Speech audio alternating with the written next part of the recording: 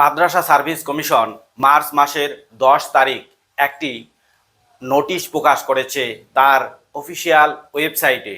নোটিশটিতে বলা রয়েছে মাদ্রাসা সার্ভিস কমিশনের পক্ষ থেকে হেডমাস্টার, ক্লার্ক এবং লাইব্রেরিয়ান নিয়োগ করা হবে।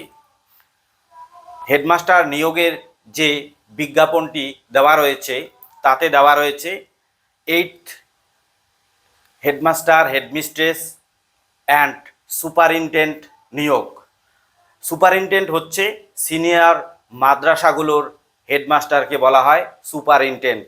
এক্ষেত্রে 10 বছর হেডমাস্টার, হেডমিস্ট্রেস এবং সুপারিনটেন্ডেন্ট নিয়োগের ক্ষেত্রে 10 বছর শিক্ষকতার অভিজ্ঞতা হাই স্কুলে বা হাই মাদ্রাসায় থাকতে হবে। তারপরে রয়েছে ক্লার্ক নিয়োগ। ক্লার্ক নিয়োগের ক্ষেত্রে যোগ্যতা হতে হবে মাধ্যমিক পাস এবং কম্পিউটারের উপর ডিগ্রি থাকতে হবে, অন্তত 1 বছরের একটা কোর্স করা থাকতে হতে হবে।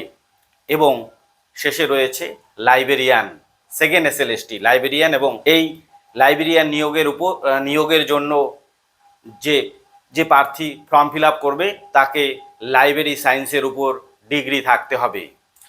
এর পাশাপাশি মাদ্রাসা সার্ভিস কমিশন শিক্ষক নিয়োগের জন্য যে শূন্যপদ প্রয়োজন, অর্থাৎ কত বাকি শূন্যপদ এখনও রয়েছে মাদ্রাসা সার্ভিস কমিশনের স্কুলগুলোতে, তা কিন্তু দিয়ে দিয়েছে।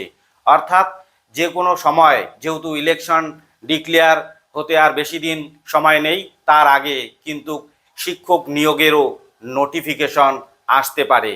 আপনারা তাই যারা হয়তো হাল ছেড়ে দিয়েছেন যে আবার কবে পরীক্ষা হবে না হবে, প্রিপারেশান হয়তো আবার নোটিফিকেশন দেখে নেবেন, তাদের উদ্দেশ্যে বলছি আপনারা আপনাদের প্রিপারেশানটাকে চালু রাখুন।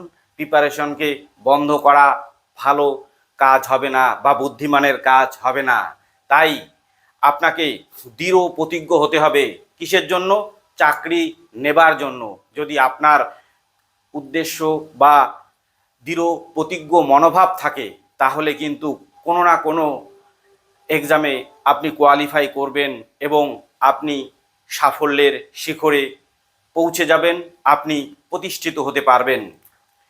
আমাদের এই টিচিয়ার ইউটিউব চ্যানেলের ভিডিওগুলো আপনাদের যদি ভালো লাগে তাহলে অবশ্যই সাবস্ক্রাইব করবেন, লাইক করবেন, কমেন্ট করবেন, শেয়ার করবেন।